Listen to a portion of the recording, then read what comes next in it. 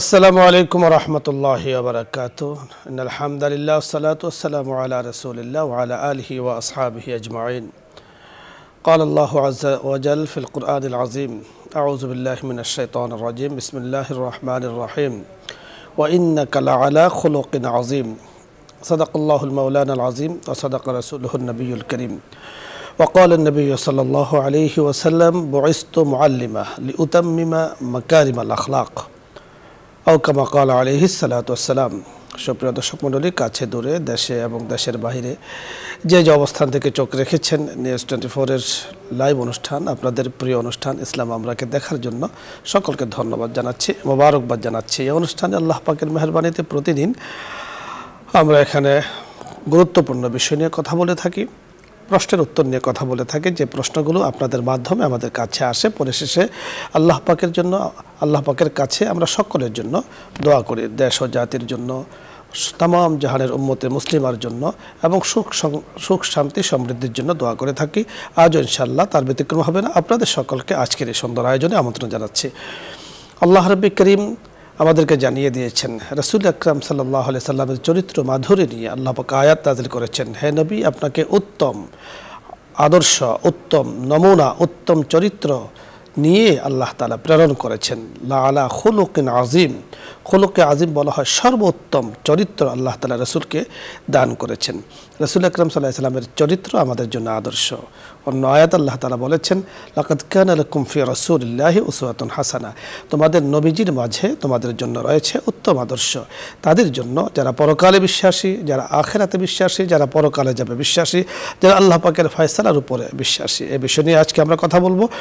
কথা বলার জন্য যিনি আমাদের সাথে যোগ দিয়েছেন বিশিষ্ট ইসলামী চিন্তাবিদ, মিডিয়া আলোচক, সুবক্তা শেখ মুফতি আব্দুল আখির, শাইখুল হাদিস, জামিয়া দিনিয়া মতিঝিল, ঢাকা। সাথে আছে আমি আমজাদ হোসেন হেলালি। আসসালামু আলাইকুম ওয়া রাহমাতুল্লাহি ওয়া বারাকাতুহু। ওয়া আলাইকুম আসসালাম ওয়া রাহমাতুল্লাহ। শেখ কেমন আছেন? আলহামদুলিল্লাহ। আলহামদুলিল্লাহ। হযরতের শরীরটা ভালো? জি আলহামদুলিল্লাহ। আপনি শায়েক দোয়া করেছেন, আল্লাহ তাআলা খুব ভালো রেখেছেন। আলহামদুলিল্লাহ। আপনার কাছে আমরা আজকে জানবো যে উত্তম চরিত্র ধারণের গুরুত্ব এবং তাৎপর্য। উত্তম চরিত্র যিনি ধারণ করেছেন রাসূল সাল্লাল্লাহু আলাইহি সাল্লামের সোহবতে অথবা রাসূলের আদর্শে, রাসূল সাল্লাল্লাহু আলাইহি সাল্লামের সুন্নাহর অনুকরণে তারা কিন্তু উত্তম জীবন ইহ এবং পরজগতে লালন করেছেন। আর রাসূল সাল্লাল্লাহু আলাইহি সাল্লামের এবং ইসলামের তরিকা থেকে যারাই সরে গিয়েছেন তাদের পরিণাম কিন্তু কোরআনে কারিমের মধ্যে জায়গায় জায়গায় আল্লাহ তাআলা বলে দিয়েছেন, ভয়াবহ পরিণাম কিন্তু তাদের জন্য। আপনার কাছে উত্তম চরিত্র ধারণের গুরুত্ব এবং তাৎপর্য নিয়ে কথা শুনবো। নাহমাদু ওয়া নুসাল্লি আলা রাসূলিহিল কারীম, আম্মা বা'দ। আজকে সত্যিকার অর্থে এরূপ একটা সময় উপযোগী চমৎকার একটা আলোচ্য বিষয় নির্ধারণ করার জন্য আমাদের শ্রদ্ধেয় উপস্থাপক ওনাকে অশেষ ধন্যবাদ জানাই। আজকে আমাদের আলোচ্য বিষয় হলো উত্তম চরিত্রের গুরুত্ব। উত্তম চরিত্র বলতে আমরা কি বুঝাই, কি বুঝে থাকি আমরা? যে মানুষের ওই সমস্ত পছন্দনীয় গুণাবলী, যে সমস্ত গুণাবলী মানুষ ধারণ করলে পরে মানুষের সমাজে তাকে খুব ভালো মানুষ হিসেবেই গণ্য করা হয়। আর তার বিপরীত হলো এমন চরিত্র, যে চরিত্র মানুষ ধারণ করলে তাকে মানুষ ঘৃণা করে। উত্তম আখলাক বলতে আমরা বুঝে থাকি সাধারণত যে অহংকার না করা,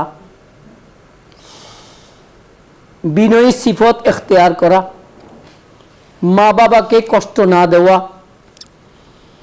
বড়কে সম্মান করা, ছোটকে স্নেহ করা, বেয়াদবি না করা, কারো অধিকার নষ্ট না করা, স্ত্রীর সাথে ভালো ব্যবহার করা, স্বামীর আনুগত্যতা করা, হারাম রিলেশন না করা, ওলামায়ে কেরাম এবং বিজ্ঞজনকে সম্মান করা, হিংসা বিদ্বেষ ইত্যাকার যত মানুষের আত্মিক ব্যাধি আছে এর থেকে বিরত থাকা, এগুলাকে আমরা উত্তম চরিত্র মনে করি। এখন এই উত্তম চরিত্র অর্জন কিভাবে হয়, কিভাবে হতে পারে? উত্তম চরিত্রের অর্জন সবচেয়ে বড় মাধ্যম যেটা, সেটা হলো ভালো মানুষের সাথে চলাফেরা করা, যারা নাকি উত্তম আখলাকের অধিকারী, উত্তম চরিত্র মাধুরীর অধিকারী, তাদের সংস্রব এখতিয়ার করা। আমরা সূরা তওবার 119 নম্বর আয়াত আমরা দেখতে পাই, আল্লাহ তাআলা ইরশাদ করেছেন, আউযু বিল্লাহি মিনাশ শাইতানির রাজীম, ইয়া আইয়ুহাল্লাযীনা আমানুত্তাকুল্লাহ ওয়া কুনু মা'আস সাদিকিন। হে মুমিন বান্দারা, তোমরা আল্লাহকে ভয় করে চলো। তার উত্তম চরিত্রের বিপরীত যে সমস্ত চরিত্রগুলো আমাদের মাঝে আছে, এগুলো আসলে আল্লাহকে ভয় না করার ফলে আপনার এই সমস্ত চরিত্রগুলো আমাদের মধ্যে এসে যায়। এই জন্য আল্লাহ তাআলা বলেছেন যে তোমরা আল্লাহকে ভয় করো। এখন আল্লাহর ভয় তোমার মধ্যে সৃষ্টির উপায় কি? ওয়াকুনু মা'আস সাদিকিন, যারা নাকি উত্তম চরিত্রের অধিকারী, যার ভিতরে আল্লাহ তাআলার তাকওয়া ভয় ভীতি আছে, তাদের সাথিত্ব গ্রহণ করো, তাদের সাথে চলো। আর আরেকটি দোয়া আমাদের প্রিয় হাবিব সাল্লাল্লাহু আলাইহি ওয়াসাল্লাম শিক্ষা দিয়েছেন, যেটা সহিহ মুসলিম শরীফের মধ্যে আছে। আল্লাহর হাবিব বলেন যে তোমরা এই দোয়াটি বেশি বেশি পড়ো, আল্লাহুম্মা হাদিনি বিআহসানিল আখলাক সুবহানাল্লাহ ওয়ালা ইয়াহদি বিআহসানিহা ইল্লা আনতা। হে আল্লাহ, আমাকে উত্তম আখলাকের পথ প্রদর্শন করুন, আর উত্তম আখলাক, উত্তম চরিত্রের অধিকারী তো একমাত্র আপনার তৌফিক ছাড়া সম্ভব না। আজকে আমরা অন্যের দোষ দেখি, অন্যের খারাপ গুণগুলা দেখি, অন্যকে আমরা খারাপ বলি, আয়নাতে আমরা অন্যের চেহারা দেখি, কিন্তু আমার চেহারায় আমার যে খারাপ স্বভাব আছে সেটাকে আমরা দেখি না। এই জন্য তো আল্লাহর হাবিব সাল্লাল্লাহু আলাইহি সাল্লাম যখন আয়না দেখবে তখন একটা দোয়া শিখিয়েছেন, আল্লাহুম্মা হাসসানতা খালকি ফাহাসসিন খুলুকি। হে আল্লাহ, আপনি আমার চেহারাকে সুন্দর অবয়ব আপনি দান করেছেন, মাবুদ আমার ভিতরটাকে সুন্দর করে দেন, সুন্দর করে দিন। বড় চমৎকার আপনি বলছিলেন, উত্তম চরিত্র ধারণ মুমিনের জন্য অনেক বড় একটি কাজ, অত্যাবশ্যকীয় জরুরি একটি বিষয়। উত্তম চরিত্র যিনি ধারণ করেছেন, চরিত্রবান, এক কথায় তার আখলাক সুন্দর, ব্যবহার সুন্দর, বিনয়ী, নম্র, ভদ্র, আমলদার একজন ব্যক্তি। আল্লাহ তাআলা তাকে অনেক দিয়েছেন, কিন্তু প্রত্যেকটা দেয়ার বিনিময়ে তিনি রব্বে করিমের শুকরিয়া আদায় করছেন। ইয়া রব্বি লাকাল হামদ ওয়া লাকাশ শুকর। কারণ কোনো কিছুর মালিক আমরা নিজে নয়, সকল কিছুর মালিক রব্বুল আলামিন। এই আমানত নজদে রোজে, এই আমানত অর্থাৎ যাকে যা দিয়েছেন, এই আমানত মাত্র কয়েকদিনের জন্য, কয় রোজ আস্ত, দার হাকিকত মালিকে হর শাই খোদাস্ত। বাস্তবিক পক্ষে সকল কিছুর মালিক রব্বুল আলামিন, সম্পদের মালিক, সন্তানের মালিক, আমার মালিক, আমার অঙ্গ প্রত্যঙ্গের মালিক, ক্ষমতার মালিক, সকল কিছুর মালিক রব্বুল আলামিন। অপর কবিতায় আল্লাহ তাআলা ক্ষমতা সম্পর্কে কবি খুব বড় চমৎকার বলেছেন, যিনি কাদের মতলক, কাদের কুদরতদারি বরকামাল। আল্লাহ তাআলা সকল কিছুর মালিক, ইহ জগতে পরজগতে সকল কিছুর মালিক কিন্তু রব্বুল আলামিন। এবং আল্লাহ তাআলা বলে দিয়েছেন, রাসূল আকরাম সাল্লাল্লাহু আলাইহি সাল্লামের মাধ্যমে আমরা জানতে পেরেছি, আল কিবরিয়া ও রিদাই, অহংকার আল্লাহ পাকের প্রভুত্বের অনেক বড় অংশ। যিনি অহংকার করে, ধাম্বিকতা প্রদর্শন করে, ধাম্বিকতার উপরে চলে, সে যেন আল্লাহ পাকের চাদর নিয়ে টানাটানি করে। ধাম্বিকতার কারণে আল্লাহ পাকের চাদর নিয়ে যিনি টানাটানি করে, তার উপরে অটল থাকে, তার জন্য ধ্বংস যা আমরা কোরআন এবং সুন্নাহর মাধ্যমে জানতে পেরেছি।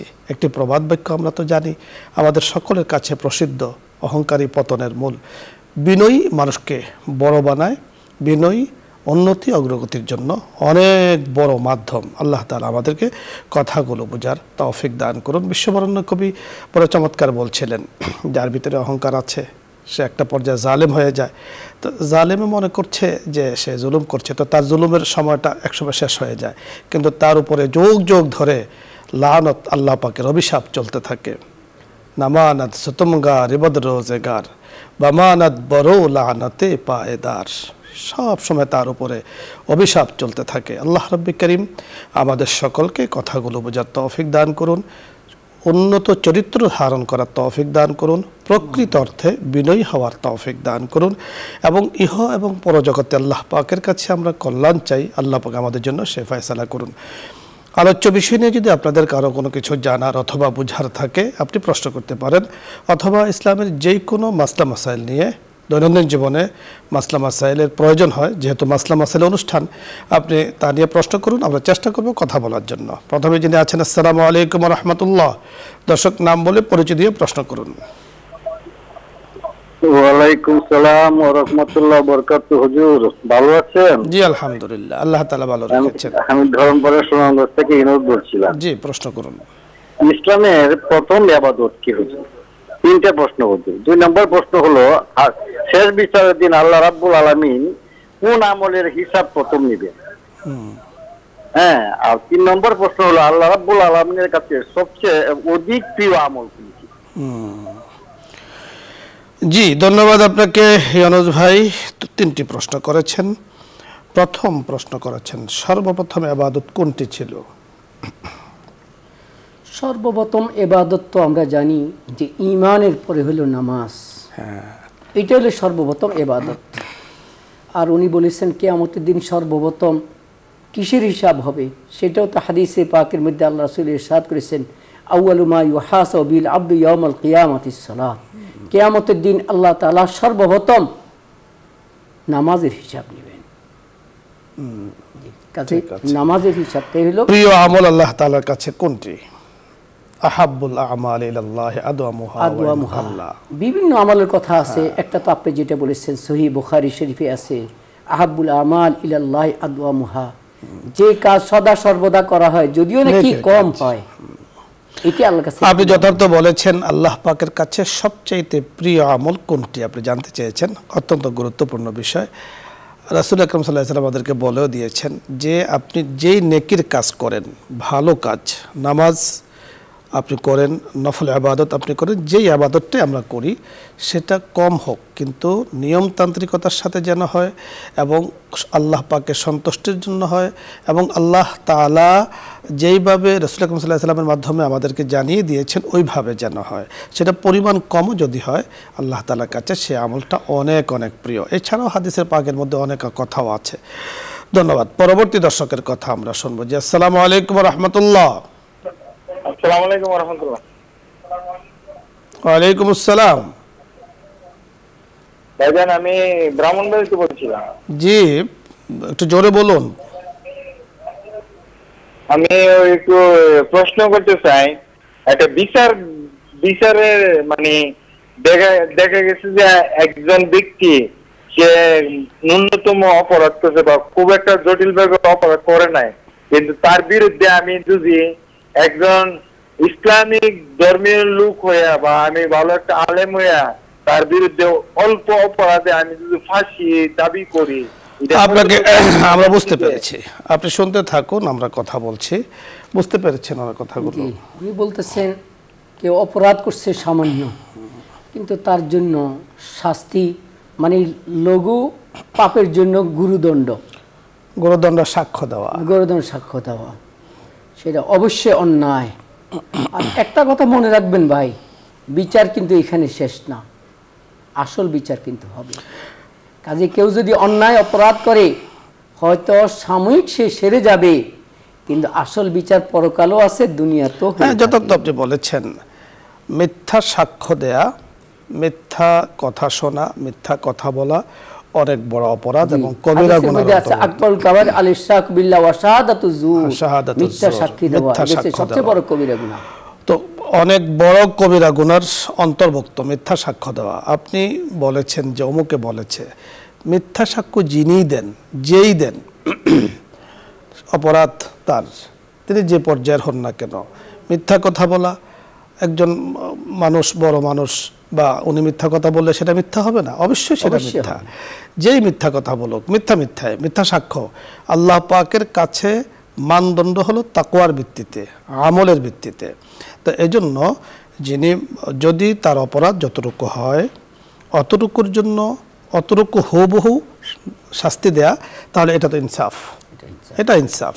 আর ইনসাফের যে বিষয়টি, যারা ইনসাফের সাথে মুআমালা করেন, ইনসাফের আচরণ করেন, ইনসাফের উপরেই প্রতিষ্ঠিত থাকেন সকল ক্ষেত্রেই, নিজের পরিবারের ক্ষেত্রে, সন্তানের ক্ষেত্রে, সকল ক্ষেত্রে ইনসাফ ভিত্তিক সমাজ প্রতিষ্ঠা করার জন্য আপ্রাণ চেষ্টা করেন, কাল কিয়ামতের ময়দানে আল্লাহ রাসূল বলেছেন, যেই দিন কোনো মানুষ ছায়া পাবে না, এই দিন ইমামুন আদিল, ইনসাফকার একজন ইমাম, তিনি কিন্তু আল্লাহ পাকের আরশের নিচে ছায়া পাবেন।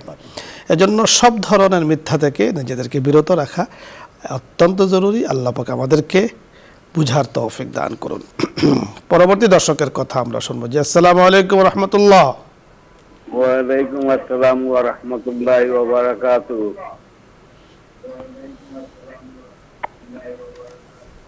হুজুর, আমি কেরানীগঞ্জ থেকে আইবি বলছিলাম।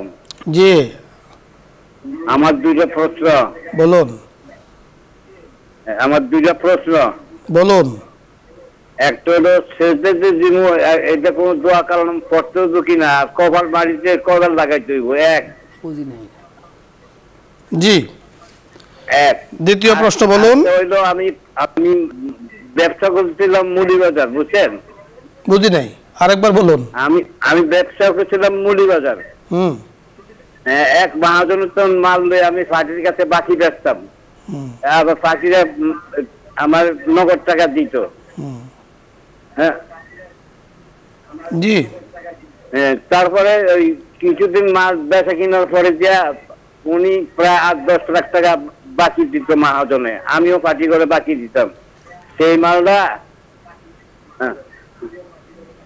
আচ্ছা, এই মালটা কিছুদিন দেওয়ার পরে, কিছুদিন পরে কিছু মাল গেছে নিচে দিয়েছে, এমন সময় কিছু মাল পার্টিকে খারাপ পাইছে, পার্টিরা টাকা ফেরত পাঠাইব।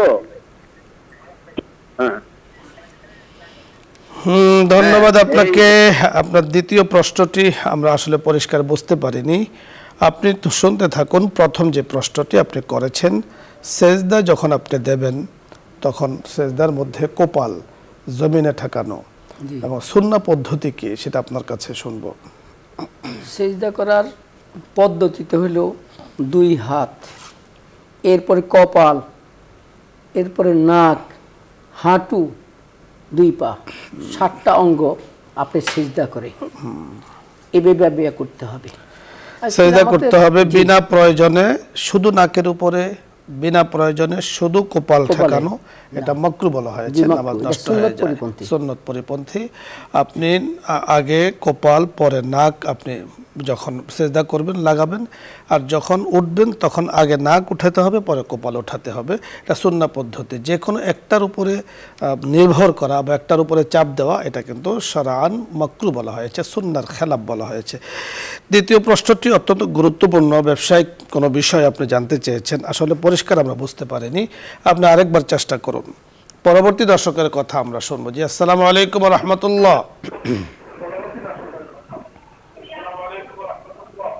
ওয়ালাইকুম আসসালাম। আপনি প্রশ্ন করুন। জি, প্রশ্ন করুন। হুজুর, আমার হাজবেন্ড অ্যাক্সিডেন্টে মারা গেছে। অ্যাক্সিডেন্টে হাজবেন্ড মারা গেছে, তো পরে 7 দিন ছিল, 6 দিন ছিল, তারপর 7 দিনকার দিনে মারা গেছে।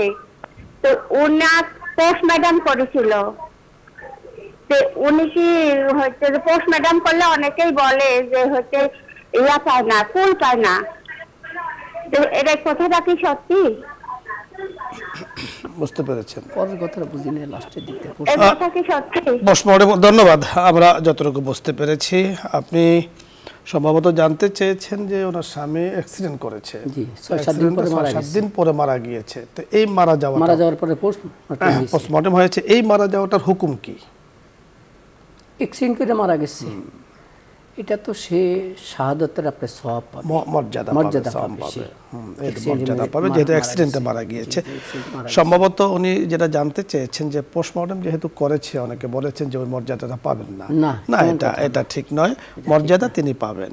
শাহাদাতের মর্যাদা লৌহজাত অথবা এই ধরনের অ্যাক্সিডেন্ট ইত্যাদি দ্বারা যদি কেউ মারা যায়, তাহলে জ্বলে মারা যায়, তাহলে সে শাহাদাতের মর্যাদা পাবেন। আপনার স্বামীও শাহাদাতের মর্যাদা পাবেন, আল্লাহ তাআলার কাছে আমরা সে কামনাই করছি। আমরা পরবর্তী দর্শকের কথা শুনবো। জি, আসসালামু আলাইকুম ওয়া রাহমাতুল্লাহ। ওয়ালাইকুম আসসালাম। ওয়ালাইকুম আসসালাম। আপনি প্রশ্ন করুন, পরিচয় বলুন। হুজুর, আমি আইবাদি ওই দ্বিতীয় প্রশ্ন হলো, আমি মহাজনের থেকে মাল নিছিলাম, ওই মালগুলি খারাপ হয়ে গেছে, তখন ওই মহাজনের টাকা দেয় নাই, আমিও মহাজনের টাকা দিতে পারি নাই। আমি মহাজনে বললাম যে আপনার মাল খারাপ হয়েছে, মাল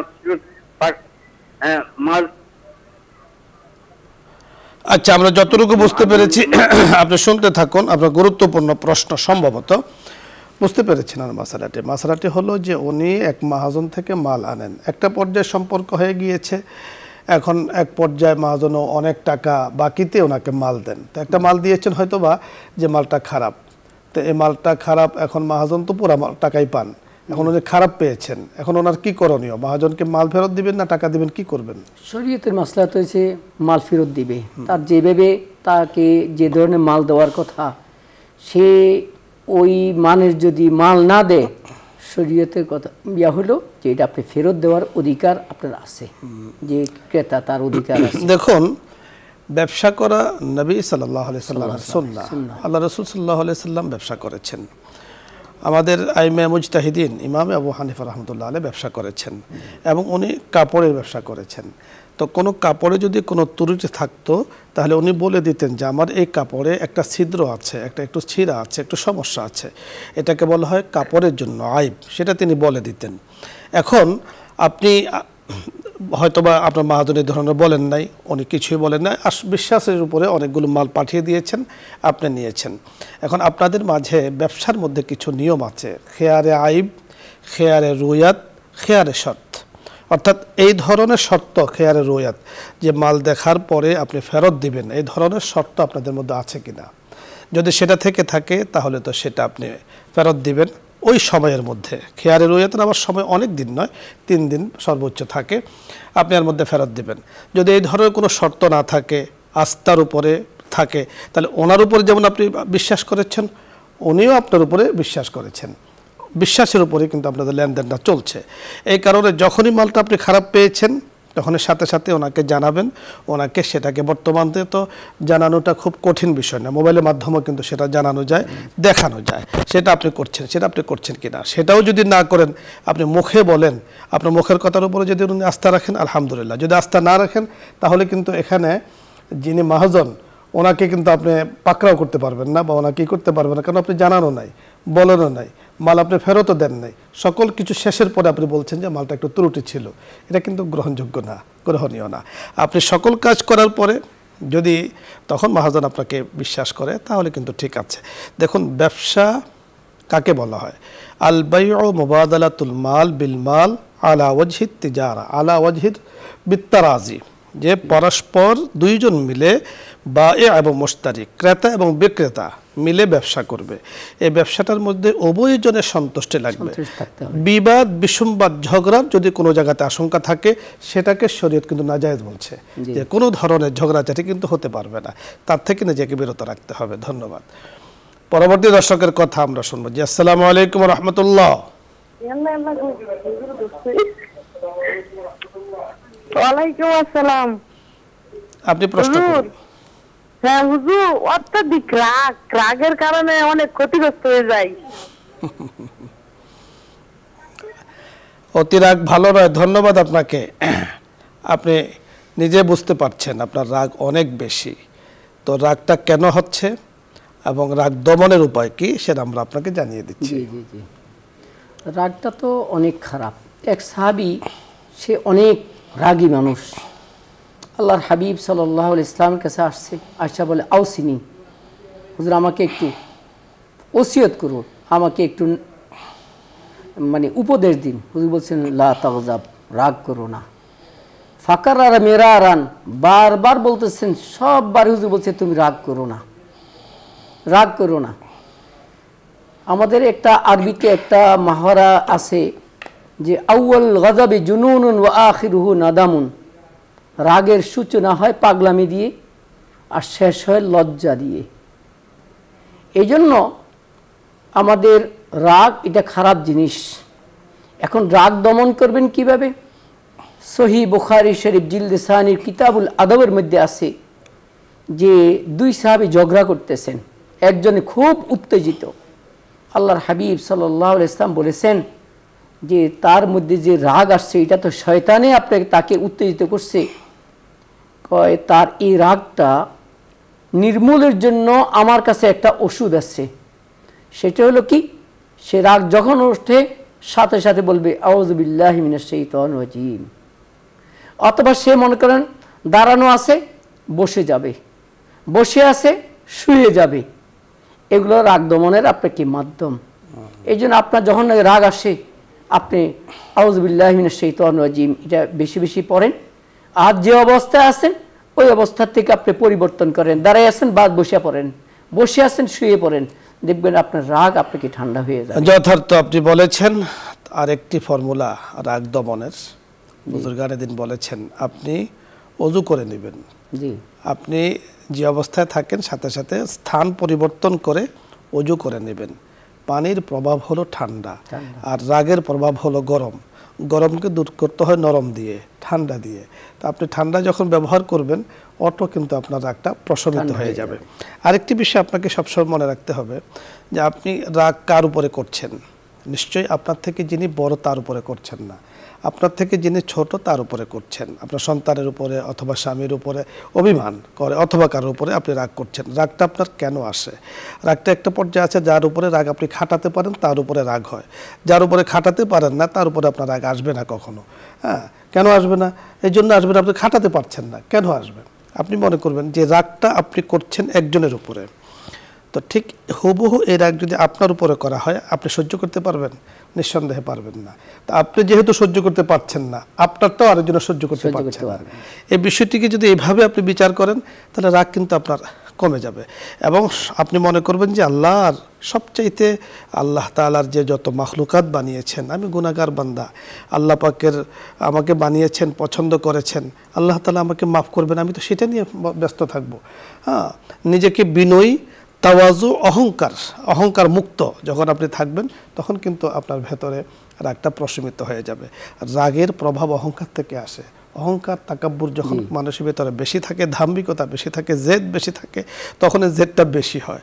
তো এজন্য সব ধরনের রাগ থেকে বাঁচার আমাদের শায়েখে যে কথাগুলো বলেছেন সেগুলোকে অবলম্বন করা, ওযু করা, স্থান পরিবর্তন করা এবং আপনি আল্লাহ পাকের রহমতের চিন্তা করা, জান্নাতে যাওয়ার আশা করা, জাহান্নামের আযাবকে ভয় করা, ইনশাআল্লাহ রাগ কমে যাবে। আপনি আমল শুরু করুন, ইনশাআল্লাহ উপকার পাবেন। পরবর্তী দর্শকের কথা শুনবো। জি, আসসালামু আলাইকুম ওয়া রাহমাতুল্লাহ।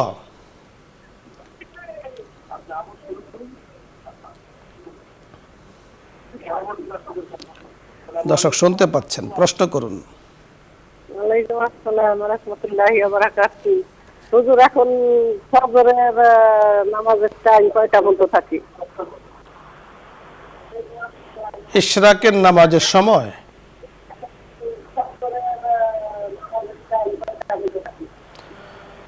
ধন্যবাদ। আপনি কোন নামাজের সময় জিজ্ঞাসা করেছেন আমরা খুব একটা বুঝতে পারিনি। ইশরাকের নামাজের সময় যদি হয় তাহলে সূর্য ওঠার 23 মিনিট পর থেকে পড়তে হবে।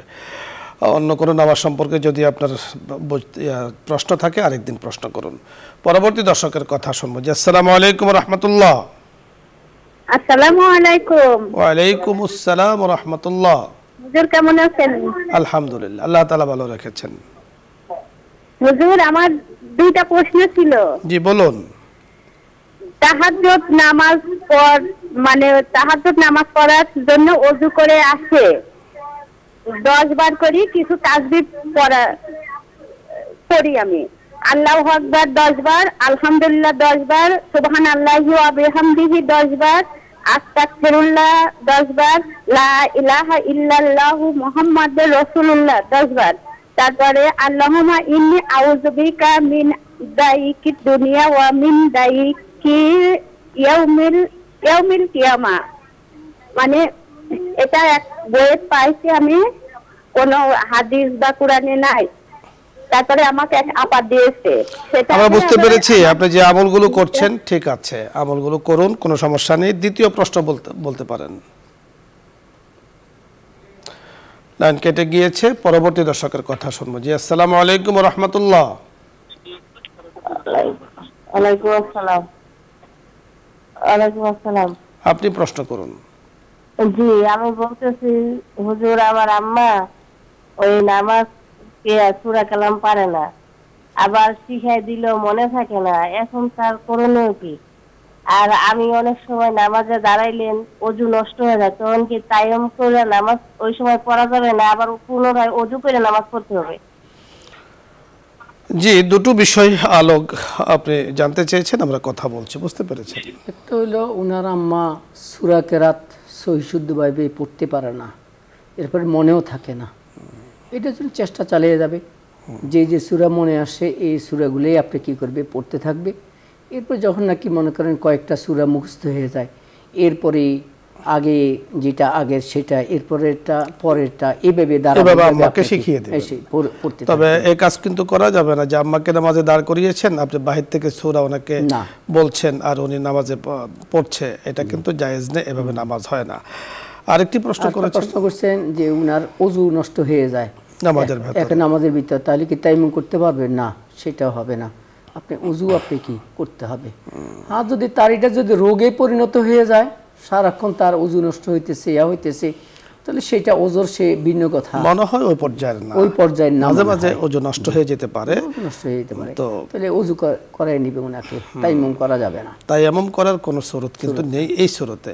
আপনি যখনই নামাজের ভেতরে আপনার ওযু নষ্ট হয়ে যাবে, তখন আপনি সুন্দরভাবে যে ওযু করে নামাজটা আবার পুনরায় পড়ে দেবেন। আমরা পরবর্তী দর্শকের কথা শুনবো। জি, আসসালামু আলাইকুম ওয়া রাহমাতুল্লাহ। ওয়ালাইকুম আসসালাম। আসসালামু আলাইকুম। ওয়ালাইকুম আসসালাম। আমার প্রশ্নটা হচ্ছে,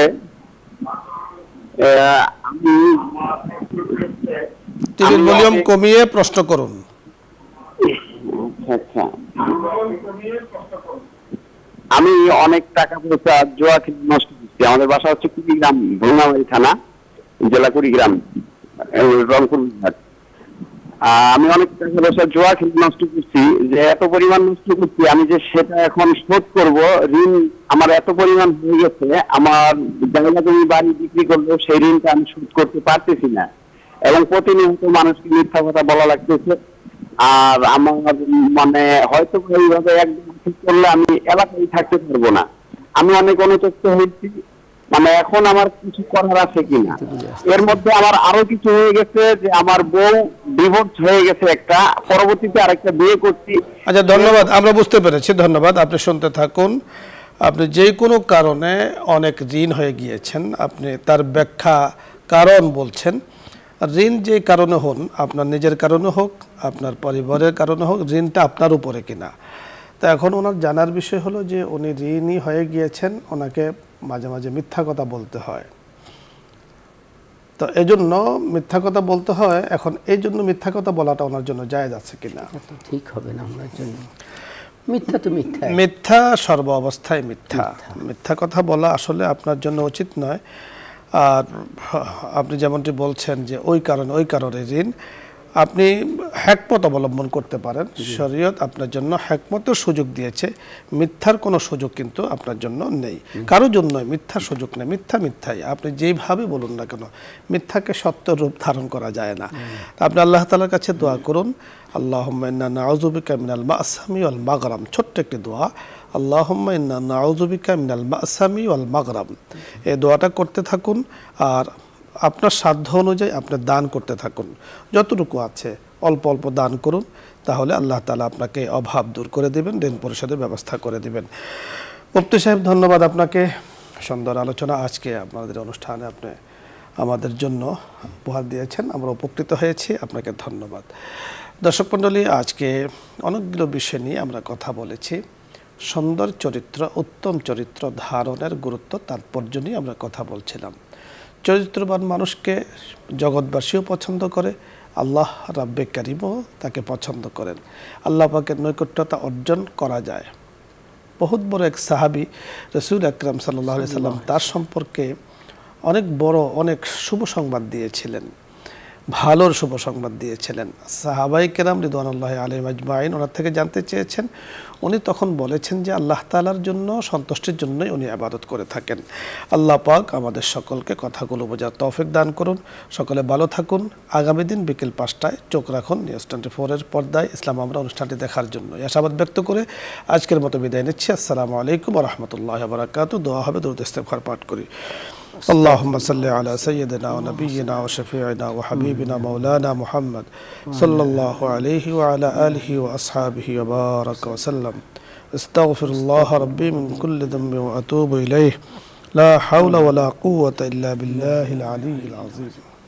الحمد لله رب العالمين والصلاة والسلام على سيد الأنبياء والمرسلين برحمتك يا أرحم الراحمين. يا مجيب السائلين يا مجيب السائلين يا ذا الجلال والإكرام. ربنا آتنا في الدنيا حسنة وفي الآخرة حسنة وقنا عذاب النار. ربنا ظلمنا أنفسنا وإن لم تغفر لنا وترحمنا لنكونن من الخاسرين. رب ارحمهما كما ربياني صغيرا. رب ارحمهما كما ربياني صغيرا. اللهم أعني على ذكرك وشكرك وحسن عبادتك. اللهم أعني على ذكرك وشكرك وحسن عبادتك. اللهم اكفني بحلالك عن حرامك وأغنني بفضلك عمن سواك. اللهم إني أعوذ بك من الهم والحزن وأعوذ بك من العجز والكسل وأعوذ بك من الجبن والبخل وأعوذ بك من غلبة الدين وقهر الرجال. মাবুদ, আমরা যেখান থেকে মাবুদ গো আপনার শাহিদের হাত তুলেছি, আমাদের জীবনের সমস্ত গুনাহ খাতা মাফ করে দেন। আমিন। আমাদের আব্বা আম্মা জানকে মাফ করে দেন। আমিন। আমাদের বিবি বাচ্চাদেরকে মাফ করে দেন। আমাদের দাদা দাদি, নানা নানি, শ্বশুর শাশুড়িদেরকে মাফ করে দেন। সকল মুমিন মুমিনাতকে মাফ করে দেন। যারাই কবর নিচে শুয়ে আছে, মাটির নিচে শুয়ে আছে, অন্ধকার কবরে শুয়ে আছে, সকলকে মাফ করে দেন। 5 ওয়াক্ত নামাজ জামাতের সাথে তাকবীরের সাথে আদায় করার তৌফিক দান করেন। মাবুদ গো, আমাদের জীবনের সর্বক্ষেত্রে আমাদেরকে শান্তি দান করেন। আমিন। আমাদের ফ্যামিলির মধ্যে শান্তি দেন, পুরা দেশের মধ্যে শান্তি দেন। আমিন। মাবুদ গো, আমাদের যে নিউজ 24-এর ইসলাম ও আমরা এই প্রোগ্রামের মাধ্যমে মাবুদ পুরা জাতি, পুরা দেশ উপকৃত হচ্ছে। মাবুদকে এই প্রোগ্রামকে আপনি কবুল করেন। আমিন। এই প্রোগ্রামের সাথে যারা জড়িত আছেন, মাবুদকে সবাইকে মাফ করে দেন। আমিন। সবার সমস্ত নেক বাসনাগুলোকে আপনি পূরণ করে দেন। আমিন। সমস্ত হাজাতগুলো পূরণ করে দেন। আমিন। আমাদের মধ্যে অনেকে অসুস্থ, সবাইকে শিফায়ে কামিল আজলা নাফিয়া কুল্লিয়া দান করেন। মাবুদ গো, আমাদেরকে সুস্থতার নিয়ামত দান করেন। আমাদেরকে হাসপাতালে হাসপাতালে ঘুরাইয়েন না, অ্যাক্সিডেন্টের মৃত্যু দিয়েন না। মাবুদ গো, আগুনে পড়ে মারা যাওয়ার মৃত্যু দিয়েন না, পানিতে ডুবিয়ে আপনি মৃত্যু দিয়েন না। মাবুদ গো, আমাদেরকে সুস্থতার নিয়ামত দান করেন। ইয়া আরহামার রাহিমিন। ওয়া সাল্লাল্লাহু তাআলা আলা খাইরি খালকিহি মুহাম্মাদ ওয়া আলিহি ওয়া আসহাবিহি ওয়া বারিক ওয়া সাল্লিম। আমিন আমিন আমিন বিরহমাতিকা ইয়া আরহামার রাহিমিন।